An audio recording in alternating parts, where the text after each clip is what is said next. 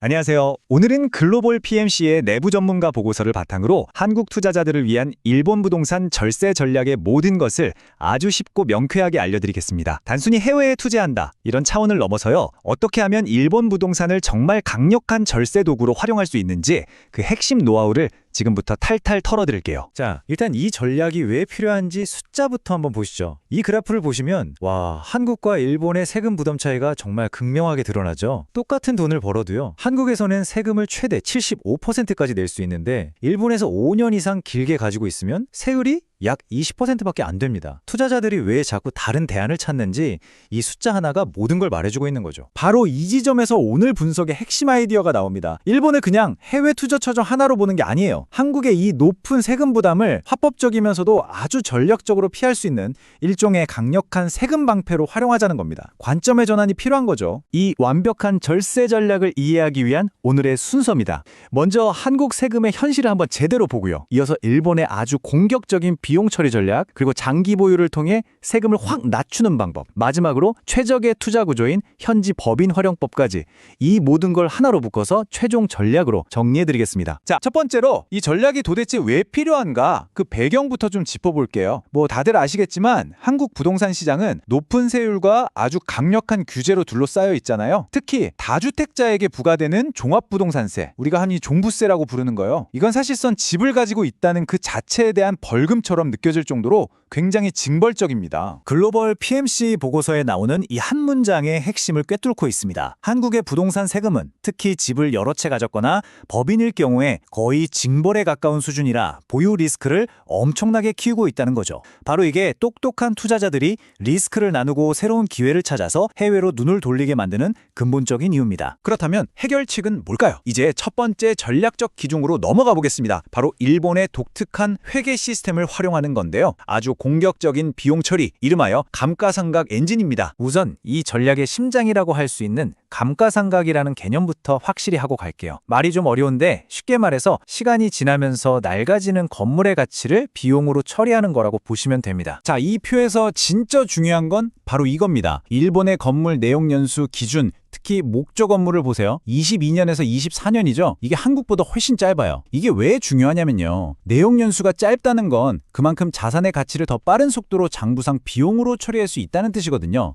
다시 말해 세금 매기는 기준이 되는 소득을 더 많이 더 빨리 줄일 수 있다는 거죠. 바로 이 지점에서 마법 같은 일이 벌어집니다. 감가상각은 실제로 내 주머니에서 돈이 나가는 게 아닌 장부상의 비용일 뿐이에요. 그러니까 매달 꼬박꼬박 월세는 받아서 현금은 계속 쌓이는데 세금 계산서, 즉 장부상으로는 손실이 난 것처럼 만들 수가 있는 거예요. 이걸 바로 페이퍼 로스라고 합니다. 그리고 이 장부상 손실이 바로 강력한 세금 방패가 되는 겁니다. 어떻게 하냐면 일본 부동산에서 만든 이 페이퍼 로스를요, 한국에서 번 다른 소득, 예를 들어 내 월급이나 사업소득이랑 합쳐서 신고하는 거예요. 그럼 어떻게 될까요? 한국에서 내야 할 전체 소득세의 기준 금액 자체가 줄어들게 되고 이건 곧바로 세금 절감으로 이어지죠. 특히 한국에서 소득세율이 높은 고소득자일수록 이 절세 효과는 정말 그야말로 어마어마해집니다. 자, 이렇게 매년 내는 소득세를 줄이는 방법은 알았어요. 그럼 나중에 팔 때는 어떨까요? 여기서 바로 두 번째 기둥이 등장합니다. 이건 시간과 인내심에 대한 전략이에요. 일본에서 부동산을 사고 나서 5년 안에 팔게 되면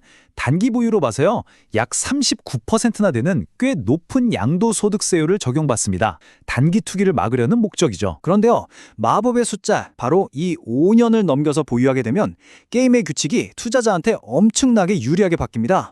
세율이 약 20%로 그냥 뚝 떨어져 버리거든요. 이 차이 좀 보세요. 39% 대 20%, 거의 절반이죠. 핵심은 정말 간단합니다. 그냥 5년이라는 기준점을 넘겨서 자산을 부여하는 그 인내심 하나만으로 내가 내야 할 양도소득세를 거의 반토막 낼 수 있다는 겁니다. 이게 바로 시간의 힘인 거죠. 이제 세 번째이자 마지막 기둥입니다. 어떤 부동산을 고르는지만큼이나, 아니 어쩌면 그보다 더 중요한 게 바로 어떤 구조로 투자하느냐입니다. 이 표를 보시면 왜 일본 현지 법인을 세우는 게 압도적으로 유리한지 한눈에 딱 들어오죠? 개인 이름으로 투자하면 한국의 높은 누진세율을 그대로 적용 적용받지만 일본의 법인을 세우면 약 15% 정도의 낮은 법인세율을 적용받을 수 있어요. 또 개인이 일본은행에서 대출받는 건 거의 불가능에 가깝지만 법인은 훨씬 쉽습니다. 상속할 때도 훨씬 유리하고요. 여기서 중요한 건 개인 명의보다는 설립이 간편한 합동회사 형태가 훨씬 유리하고요. 또 하나 꼭 기억하실 점은 한국 법인 이름으로는 사택 같은 실거주 목적의 집은 살 수가 없다는 점입니다. 그럼 법인 설립 이거 복잡한 거 아니냐고요? 전혀요. 특히 합동회사라는 형태는 설립도 간단하고 운영도 아주 유연합니다. 그리고 여기서 전문가의 팁이 나옵니다. 자본금을 500만 원 이상 1000만 원 미만으로 설정하는 것, 이게 바로 최대 혜택을 누리는 스위트 스팟입니다. 왜 하필 이 금액일까요? 여기에는 아주 핵심적인 두 가지 이유가 있습니다. 첫째, 자본금 500만엔은 일본에서 사업 비자를 받기 위한 최소 요건을 채워주고요. 둘째, 자본금이 1000만 원이 안 되면 매년 고정적으로 내야 하는 법인 주민세를 가장 낮은 수준으로 유지할 수 있어서 불필요한 비용을 막을 수 있습니다. 이 두 가지를 모두 만족시키는 그야말로 신의 한 수 같은 최적의 구간인 셈이죠. 자, 이제 지금까지 우리가 논의한 이 모든 것들을 하나의 완벽한 통합 전략으로 쫙 묶어보겠습니다. 여러분이 꼭 기억해야 할 최종 플레이북입니다. 첫째, 감가상각이 빠른 목조 건물 같은 걸로 페이퍼 로스를 만든다. 둘째, 무조건 5년 이상 길게 보유해서 낮은 양도세율 혜택을 받는다. 셋째, 일본 현지 법인을 세워서 낮은 법인세와 금융 혜택을 챙긴다. 이 세 가지 기둥이 함께 맞물려 돌아갈 때 절세 효과가 극대화되는 겁니다. 하지만 이 모든 걸 개인이 혼자 하기는 정말 어렵겠죠. 그래서 글로벌 PMC 보고서에서도 강조하는 게 바로 이 부분입니다. 좋은 물건 찾는 것부터 법인 설립, 해외 투자 신고, 계약, 그리고 현지 관리 회사와 세무사 연결까지 이 모든 복잡한 과정을 추가 비용 없이 한 번에 자문해주는 정말 믿을 수 있는 파트너와 함께 하는 게 핵심이라는 거죠. 그게 바로 현명한 투자 전략의 완성입니다. 오늘 저희 분석은 일본 부동산 투자가 단순히 돈을 버는 걸 넘어서 얼마나 강력한 절세 도구가 될 수 있는지를 보여드렸습니다. 그리고 이건 우리 모두에게 아주 중요한 질문 하나를 남깁니다. 여러분은 그냥 가만히 앉아서 꼬박꼬박 세금을 내고 계신가요? 아니면 오늘 보신 것처럼 적극적으로 여러분의 세금 부담을 관리하고 계신가요?